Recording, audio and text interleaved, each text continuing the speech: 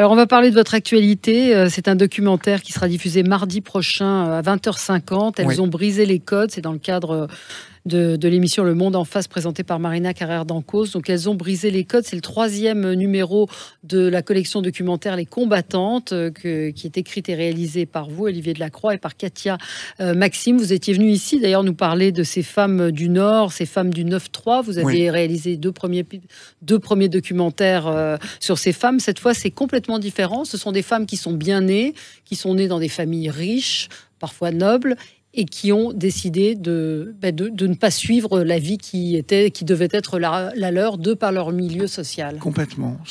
Racontez-nous déjà comment vous est venue cette idée.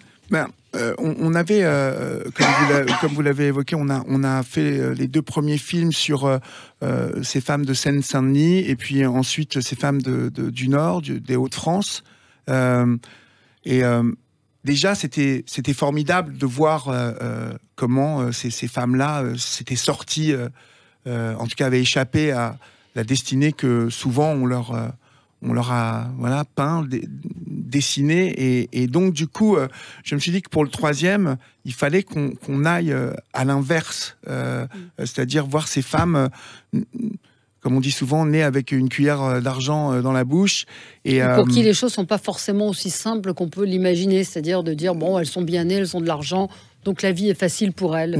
C'est pas forcément une question d'argent. Ça n'est pas forcément une question d'argent quand vous êtes éprise de liberté, comme elles le sont. En fait, je pense que quand on est, on est tous différents. Quand on est bébé, il n'y a pas un bébé qui se ressemble. Et en fait, dans ces milieux-là, comme dans tous les milieux, il y a des gens qui disent non à certaines choses qu'on veut leur imposer et qui sont épris de liberté, comme ces 4 femmes. Alors, ça a vraiment été très surprenant de tourner avec elles, mais je dirais que c'est encore un film sur la liberté qui habite les femmes. Et quand une femme est habitée de cette liberté, elle va tout faire pour se réaliser.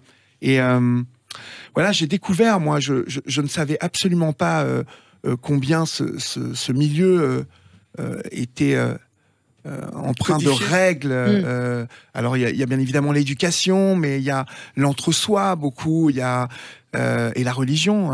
Et il y a quand même une pression énorme. Dès que vous êtes en âge de réfléchir, on commence à vous bourrer le crâne de tout un tas de choses. Et à vous donner les règles. Et à vous donner les règles. Et finalement, il y a même un moment pendant le film où je me suis dit, on est tout le temps en train de parler du retour à l'obscurantisme, en montrant du doigt certaines de nos communautés en France sur les règles, sur le mariage.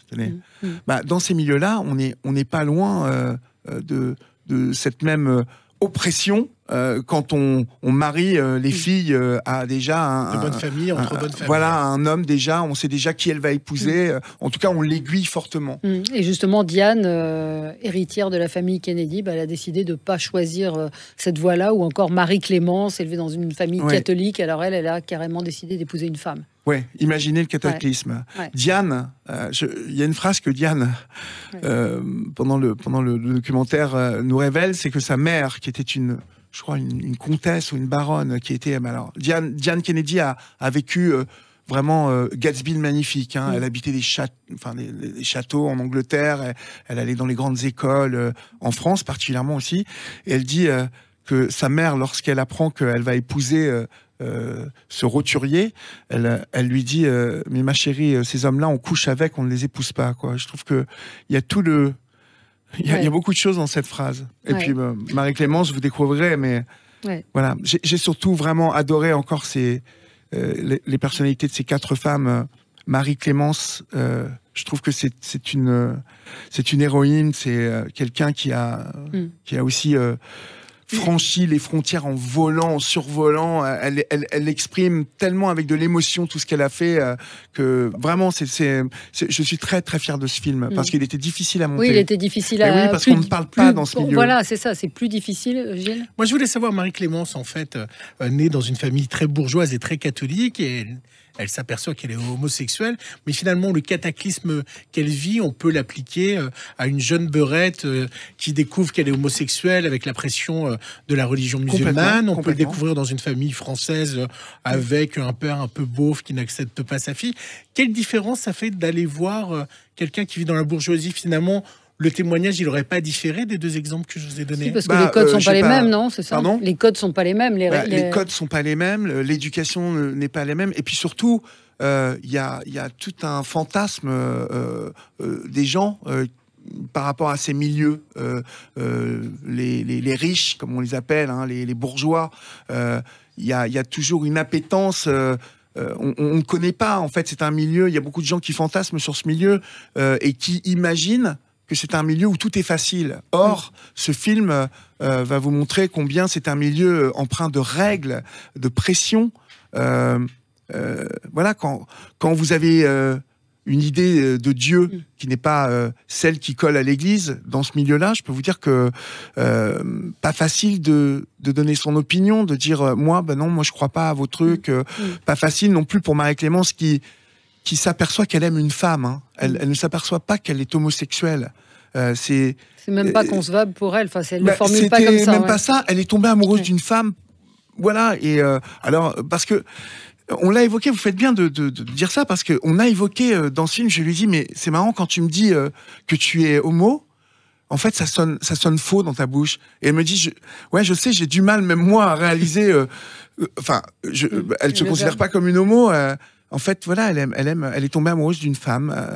Elle n'avait jamais eu d'aventure avant. Elle en a jamais eu après, puisqu'elle s'est mariée avec Aurore. C'est une belle histoire, Marie-Clémence. Marie-Clémence, il y a Diane, on l'a évoqué. Il y a Guillemette, fille de comte, qui, elle, a rencontré la drogue. Hein, donc, Et puis Ombline, qui, elle, a grandi dans les beaux quartiers et qui est devenue humoriste, alors qu'on rêvait pour elle d'un autre destin. Donc, ce sont ces 4 destins de femmes bien nées qu'on pourra découvrir donc, dans ce documentaire. Elles ont brisé les codes. Donc, 3e opus de votre collection de documentaires, Les Combattantes. L'argent fait pas le bonheur. Ce sera mardi à 20h50, donc dans Le Monde en face, présenté par Marina Carrère d'Ancos. Merci beaucoup, Olivier Delacroix, d'être passé par Sud Radio.